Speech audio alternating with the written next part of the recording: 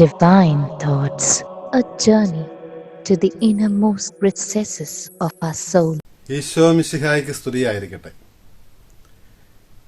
ഈശോയുടെ ജനനം ആഘോഷിക്കുന്ന 25 തീയതിക്ക് ഏറ്റവും അടുത്തുള്ള ഞായറാഴ്ചയിലേക്ക് നമ്മൾ ആഴ്ചയിലേക്ക് പ്രവേശിക്കുകയാണ്. ഈ ഞായറാഴ്ച നമ്മുടെ ധ്യാന വിഷയം വിശുദ്ധ മത്തായി അറിയിച്ച സുവിശേഷത്തിലെ 1-ാം അധ്യായത്തിലെ 2-ാം ഭാഗമാണ്. 18 മുതലുള്ള വാക്യങ്ങളാണ്.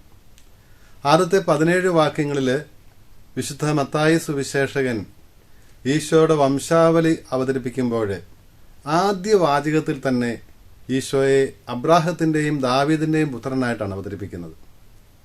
അതിന്റെ കാരണം പഴയ നിയമത്തിൽ ദൈവം വരാനിരിക്കുന്ന മിശിഹായെക്കുറിച്ച്, അഭിഷിക്തനെക്കുറിച്ച് 2 വ്യക്തമായ വാഗ്ദാനങ്ങൾ നൽകിയിരുന്നത് അബ്രാഹത്തിനും ദാവീദിനുമാണ്. ഉൽപ്പത്തി പുസ്തകം 22-ാം അധ്യായം 18-ാം വാക്യത്തില് തന്റെ പുത്രനെ ബലി കഴിക്കുവാൻ തയ്യാറായ അബ്രാഹത്തിൽ സംപ്രീതനായ ദൈവം അബ്രാഹത്തോട് പറയുന്നുണ്ട്, നീ എന്റെ വാക്കനുസരിച്ചതുകൊണ്ട് നിന്റെ പുത്രനിലൂടെ ലോകത്തിലെ സകല ജനതകളും അനുഗ്രഹിക്കപ്പെടുമെന്ന്. അങ്ങനെ സകല ജനതകളെയും അനുഗ്രഹിക്കാൻ വേണ്ടി ദൈവം അയച്ച അബ്രാഹത്തിന്റെ പുത്രനാണ് ദൈവപുത്രനായ ഈശോ മിശിഹ എന്ന് സൂചിപ്പിക്കുവാനാണ് പുതിയ നിയമത്തിലെ ആദ്യത്തെ വാചകത്തിൽ തന്നെ ആദ്യം തന്നെ അബ്രാഹത്തിന്റെ പുത്രനാണ് ഈശോ എന്ന് സൂചിപ്പിക്കുന്നത്. രണ്ടാമത് ദാവീദിന്റെ പുത്രൻ കൂടിയാണ് എന്നാണ്. അബ്രാഹത്തിന്റെയും ഇസ്ഹാക്കിന്റെയും യാക്കോബിന്റെയും പുത്രൻ എന്നല്ല പറയുന്നത്, അബ്രാഹത്തിന്റെ പുത്രനും ദാവീദിന്റെ പുത്രനുമായ ഈശോ മിശിഹായുടെ വംശാവലി എന്നാണ് പറയുന്നത്. എന്തുകൊണ്ടാണ് രണ്ടാമത് ദാവീദിനെ പറയുന്നത്? വ്യക്തമായ മിശിഹായെക്കുറിച്ചുള്ള പ്രവചനം നൽകപ്പെട്ടിരുന്നത് പിന്നീട് ദാവീദിനായിരുന്നു. സാമുവേലിന്റെ 2-ാം പുസ്തകം 7-ാം അധ്യായം 12 മുതൽ 14 വരെ വാക്യങ്ങളിൽ ദൈവം നാത്താൻ പ്രവാചകനിലൂടെ ദാവീദിനോട് പറയുന്നുണ്ടല്ലോ, നിന്റെ ദിനങ്ങൾ തികഞ്ഞ് നീ പൂർവികരോട് ചേരുമ്പോൾ നിന്റെ ഔരസപുത്രനെ, നിന്റെ തന്നെ പുത്രനെ ഞാൻ ഉയർത്തും. അവൻ എനിക്ക് ആലയം പണിയും, അവന്റെ രാജ്യം നിത്യം നിലനിൽക്കും. ഞാൻ അവന് പിതാവും അവൻ എനിക്ക് പുത്രനുമായിരിക്കും. അപ്പോൾ വരാനിരിക്കുന്ന രക്ഷകനായ രാജാവിനെക്കുറിച്ച്, മിശിഹായെക്കുറിച്ച് ദാവീദിന് നൽകിയ വാഗ്ദാനമായിരുന്നു.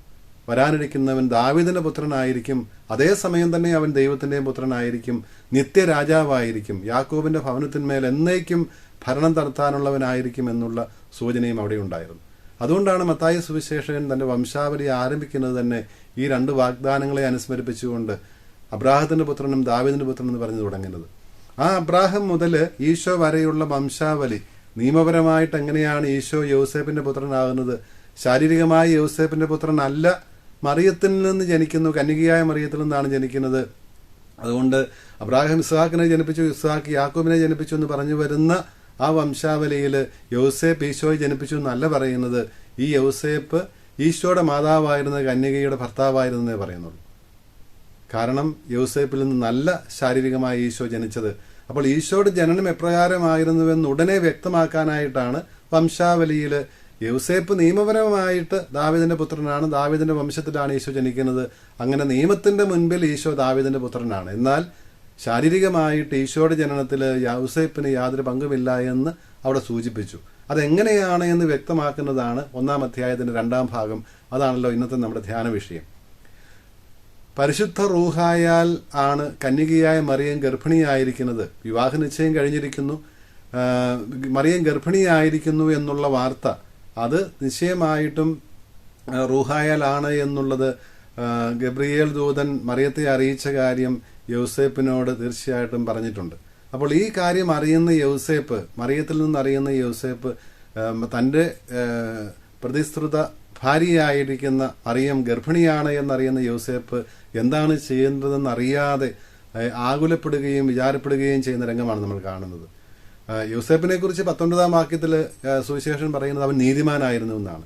നീതിമാന്മാരെ നമ്മൾ കാണുന്നുണ്ട്. അത് പഴയ നിയമത്തിൽ നോഹാണെങ്കിലും ജോബാണെങ്കിലും, പുതിയ നിയമത്തിലേക്ക് വരുമ്പോൾ സക്കറിയ ആണെങ്കിലും എലീശുവായാണെങ്കിലും എല്ലാം നീതിമാന്മാർ എന്ന് പറയുന്നത് ദൈവത്തിന്റെ കൽപ്പനകൾ പാലിച്ച് കർത്താവിന്റെ വഴിയെ നടക്കുന്നവരാണ്. അങ്ങനെ തന്നെ നടന്നിരുന്നവനായിരുന്നു യൗസേപ്പ് എന്ന് സൂചിപ്പിക്കുന്നതാണ് നീതിമാനായിരുന്നു എന്നുള്ള ആ വിശേഷണം. നീതിമാനായിരുന്നു, ദൈവത്തിന്റെ കൽപ്പനകൾ പാലിച്ചിരുന്നു. അതുകൊണ്ട് എന്താണ് ഈ ദൈവിക ഇടപെടലിനോട് എപ്രകാരമാണ് പ്രതികരിക്കേണ്ടതെന്ന് അറിയത്തില്ലാതെ വിഷമിക്കുന്ന യൗസേപ്പിനെയാണ് നമ്മൾ കാണുന്നത്. എന്താണ് ദൈവത്തിന്റെ വഴി, ദൈവത്തിന്റെ ഹിതം എന്താണ് എന്നറിയാതെ മറിയത്തെ താൻ ഉപേക്ഷിക്കണമോ, എന്താണ് സംഭവിക്കാൻ പോകുന്നതെന്ന് നിശ്ചയമില്ലാതിരിക്കുന്ന യൗസേപ്പ്. അപ്പോൾ ദൈവത്തിന്റെ ആ ഹിതമറിയുവാൻ വേണ്ടി ആഗ്രഹിക്കുന്ന യൗസേപ്പിനെയാണ് ആ വിചാരപ്പെടലിൽ നമ്മൾ കാണുന്നത്. ആദ്യത്തെ പഴയ നിയമത്തിലെ വായനയിൽ നമ്മൾ കാണുന്നുണ്ടല്ലോ, സാമുവേലിൻ്റെ പുസ്തകത്തിൽ നിന്നുള്ള വായനയിൽ ഏലിയുടെ പ്രാർത്ഥന, സാമുവേലിൻ്റെ മാതാവായിരുന്ന എൽക്കാനയുടെ ഭാര്യയായിരുന്ന ഹന്ന, ഏലി പുരോഹിതനായിരിക്കുന്ന കാലത്ത് ദേവാലയത്തിൽ ഹന്നയുടെ പ്രാർത്ഥന നമ്മൾ കാണുന്നുണ്ട് ആദ്യ അധ്യായത്തിൽ. അവിടെ ഹൃദയം നീറി ആത്മനൊമ്പരങ്ങൾ കർത്താവിൻ്റെ മുമ്പിൽ അവതരിപ്പിക്കുന്ന, ഹൃദയത്തിൽ നൊമ്പരം ദൈവത്തിൻ്റെ മുമ്പിൽ അറിയിക്കുന്ന മക്കളില്ലാതിരുന്ന ആ ഹന്ന ഒരു കുഞ്ഞിന് വേണ്ടി ഹൃദയം നുറുങ്ങി പ്രാർത്ഥിക്കുന്ന രംഗമാണല്ലോ നമ്മളവിടെ കാണുന്നത്. അതേ ഒരു സമാനമായ അവസ്ഥയിലൂടെ തന്നെയാണ് യോസേപ്പും കടന്നു പോകുന്നത്. എന്താണ് ചെയ്യേണ്ടതെന്ന് അറിയില്ല. ഇവിടെ ഇതാ ദൈവികമായ ഇടപെടൽ നടന്നിരിക്കുന്നു. എന്ത് ചെയ്യണം? താൻ ഈ മറിയത്തെ ഉപേക്ഷിക്കണമോ, വിട്ടുപോകണമോ? ഇത് ദൈവികമായ ഇടപെടലാണ്. താൻ ഈ ദൈവിക രഹസ്യത്തോട് സഹകരിക്കുവാൻ, ഇതിൻ്റെ സംരക്ഷകനാകുവാൻ താൻ യോഗ്യനാണോ? അങ്ങനെ ആകെ ഒരു അങ്കലാപ്പിലിരിക്കുമ്പോഴാണ് ദൂതൻ സ്വപ്നത്തിൽ പ്രത്യക്ഷപ്പെട്ട് യോസേപ്പിനോട് പറയുന്നത്, നീ ശങ്കിക്കേണ്ട, മറിയം ഗർഭിണിയായിരിക്കുന്നത് റൂഹായിൽ തന്നെയാണ്. നീ ഒട്ടും ഭയപ്പെടേണ്ട, അവിടെ നിന്റെ ഭാര്യയെ നീ സ്വീകരിക്കുക. ഇത് പ്രവചനങ്ങളുടെ പൂർത്തീകരണമാണിത്. അതുകൊണ്ടാണ് ദൂതൻ തുടർന്ന് പറയുന്നത്, നീ അവന് ഈശോ എന്ന് പേരിടണം. അവൻ ഈശോ എന്ന് പേരിടുന്നതിന്, ഈശോ എന്ന പേരിൻ്റെ അർത്ഥം എന്താണെന്ന് ദൂതൻ വ്യക്തമാക്കി. അവൻ തൻ്റെ ജനത്തെ പാപങ്ങളിൽ നിന്ന് വിമോചിപ്പിക്കുവാനുള്ളവനാണ്. അബ്രാഹത്തിന് കൊടുത്ത വാഗ്ദാനം, അവരെല്ലാവരെയും അനുഗ്രഹിക്കും, സകല ജനതകളെയും അനുഗ്രഹിക്കുന്നത് അബ്രാഹത്തിന് പുത്രനാണെന്ന് പറഞ്ഞത്, ഈ അനുഗ്രഹം എന്താണ്? സകല ജനതകളെയും അവരുടെ പാപങ്ങളിൽ നിന്ന് വിമോചിപ്പിക്കുന്നതിലൂടെയാണെന്ന് വ്യക്തമാക്കുകയാണ്.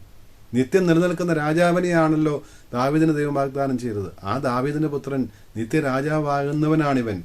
അവൻ എല്ലാവരുടെയും, ലോകം മുഴുവൻ്റെയും രാജാവായിട്ട് വാഴും, എല്ലാവരുടെയും ജീവദാതാവായിട്ട് രക്ഷകനായിട്ട് മാറും. അതിനുള്ളവനാണ് ജനിച്ചിരിക്കുന്നത്, ഉദരത്തിൽ രൂപമെടുത്തിരിക്കുന്നത് എന്ന് യോസേപ്പിന് ഉറപ്പ് കൊടുക്കുകയായിരുന്നു. തുടർന്ന് മത്തായി സുവിശേഷൻ ഏഷ്യാനീവിയയുടെ പുസ്തകം 7-ാം അധ്യായം 14-ാം വാക്യത്തിൽ കന്യകയിൽ നിന്ന് രക്ഷകൻ ജനിക്കാൻ പോകുന്നതിനെക്കുറിച്ചുള്ള ഏഷ്യാനീവിയ നൽകിയിരുന്ന ആ വാഗ്ദാനം, കന്യക ഗർഭം ധരിച്ചൊരു പുത്രനെ പ്രസവിക്കും, ദൈവം നമ്മോടുകൂടെ എന്നർത്ഥമുള്ള അമ്മനുവേൽ എന്ന് അവൻ വിളിക്കപ്പെടുമെന്നുള്ള വചനം മത്തായി ശ്ലീഹ ഉദ്ധരിക്കുന്നുണ്ട്. ഏഷ്യാനീവിയ പറയുന്നത് കന്യക ഗർഭം ധരിച്ചൊരു പുത്രനെ പ്രസവിക്കും, ദൈവം നമ്മോടുകൂടെ എന്നർത്ഥമുള്ള. അപ്പോൾ കന്യാജനനത്തെക്കുറിച്ച്, കന്യകയിൽ നിന്ന് ജനിക്കാൻ പോകുന്ന മിശിഹായെക്കുറിച്ച് ഏഷ്യാനീവിയ വ്യക്തമായിട്ട് പറഞ്ഞിരുന്ന കാര്യമാണ് മത്തായി സുവിശേഷനിലൂടെ ഉദ്ധരിക്കുന്നത്. ഇതിൻ്റെ അർത്ഥം എന്താണ്? ദൈവം നമ്മോടുകൂടെ, അമ്മനുവേൽ. ദൈവം നമ്മോട് കൂടെ ആയിരിക്കാൻ വേണ്ടി നമ്മിൽ ഒരുവനായിത്തീരുന്ന ആ മഹാരഹസ്യമാണല്ലോ ഈ ക്രിസ്മസിൽ, പിറവി തിരുനാളിൽ നമ്മൾ ആഘോഷിക്കുവാൻ ഒരുങ്ങുന്നത്. മനുഷ്യാവതാര രഹസ്യം എന്ന് പറയുന്നത് ദൈവം നമ്മോടുകൂടെ ആയിരിക്കുവാൻ വേണ്ടി, നമ്മെ ദൈവമക്കളാക്കുവാൻ വേണ്ടി നമ്മുടെ കൂടെ വന്ന് വസിക്കുന്ന, നമ്മുടെ മനുഷ്യാസ്തിത്വം സ്വീകരിച്ച, മനുഷ്യ സ്വഭാവം സ്വീകരിച്ച ദൈവമാണ് നമ്മുടേത്. ആ പുത്രൻ തമ്പുരാൻ മനുഷ്യനായി അവതരിക്കുമ്പോൾ ഇതാണ് സംഭവിക്കുന്നത്. അപ്പോൾ ഈ മത്തായിയുടെ സുവിശേഷത്തിൻ്റെ ആരംഭത്തിലും അവസാനത്തിലും എല്ലാം നമ്മൾ കാണുന്നത് നമ്മോട് കൂടെ ആയിരിക്കുന്ന ദൈവത്തെയാണ്. നമ്മുടെ കൂടെ ആയിരിക്കുവാൻ വേണ്ടി മനുഷ്യനായ ദൈവത്തെ അവതരിപ്പിച്ചുകൊണ്ട് ആരംഭിക്കുന്ന സുവിശേഷം അവസാനിക്കുന്നത് ഞാൻ എന്നും നിങ്ങളോട് കൂടെ ഉണ്ടായിരിക്കുമെന്നുള്ള ഉദ്ധിതനായ മിശിഹായുടെ ആ വാഗ്ദാനത്തോടുകൂടിയാണ്. സ്വർഗാരോഹണ വേളയിൽ അവിടെ നിന്ന് പറഞ്ഞിട്ട് പോകുന്നത് ഏറ്റവും അവസാനത്തെ വാചകം മത്തായി സുവിശേഷം രേഖപ്പെടുത്തുന്നത്, ഇതാ ലോകാവസാനം വരെ ഞാൻ നിങ്ങളോട് കൂടെ ഉണ്ടായിരിക്കുമെന്ന്. കൂടെ ഉണ്ടായിരിക്കുന്ന ദൈവമാണ്, നമ്മുടെ കൂടെയുള്ള ദൈവമാണ്. നമ്മുടെ കൂടെ ആയിരിക്കുവാൻ വേണ്ടിയാണ് അവിടുന്ന് മനുഷ്യനായത്. അതിനുവേണ്ടിയാണ് അവിടുന്ന് പരിശുദ്ധ കുർബാന സ്ഥാപിച്ചിരിക്കുന്നത്, അതിനുവേണ്ടിയാണ് അവിടുന്ന് സഭ സ്ഥാപിച്ചിരിക്കുന്നത്. സഭയിൽ അവിടുന്ന് നമ്മോട് കൂടെയാണ്, ഈ സഭയിലാണ് നമ്മൾ തന്നെയാണ് ഈ സഭ. യോസേപ്പിനെ കുറിച്ച് ഒരു വാചകം കൂടി സുവിശേഷൻ പറയുന്നുണ്ട്. അവൻ നിദ്രയിൽ നിന്നുണർന്ന് കർത്താവ് അരുൾ ചെയ്തതുപോലെ പ്രവർത്തിച്ചു. ഇതാണ് നമുക്കും ആവശ്യമായിട്ടുള്ളത്. കർത്താവ് നമ്മോട് സംസാരിക്കുന്നുണ്ട്. അവിടുന്ന് നമ്മോട് സംസാരിക്കുന്നത് പ്രഥമവും പ്രധാനവുമായിട്ട് തൻ്റെ തിരുവചനത്തിലൂടെയാണ്, വിശുദ്ധ ഗ്രന്ഥത്തിലൂടെയാണ്. അതുകൊണ്ട് വിശുദ്ധ ഗ്രന്ഥം നമുക്ക് വായിക്കണം, ദൈവം നമ്മോട് പറയുന്നത് നമ്മൾ കേൾക്കണം, അതനുസരിച്ച് പ്രവർത്തിക്കുകയും ചെയ്യണം. ഈ ദൈവവചനം നമുക്ക് വ്യാഖ്യാനിച്ച് നൽകുന്ന നമ്മുടെ അധികാരികളുണ്ട്, സഭാധികാരികളുണ്ട്. അപ്പോൾ അവരുടെ സ്വരം കേൾക്കുവാനും അത് മനസ്സിലാക്കി ജീവിക്കുവാനും നമുക്ക് സാധിക്കണം. അങ്ങനെ യോസേപ്പിൻ്റെ മാതൃക ദൈവപരിപാലനയിൽ ജീവിക്കാൻ നമുക്ക് സഹായിക്കട്ടെ. ദൈവം അനുഗ്രഹിക്കട്ടെ.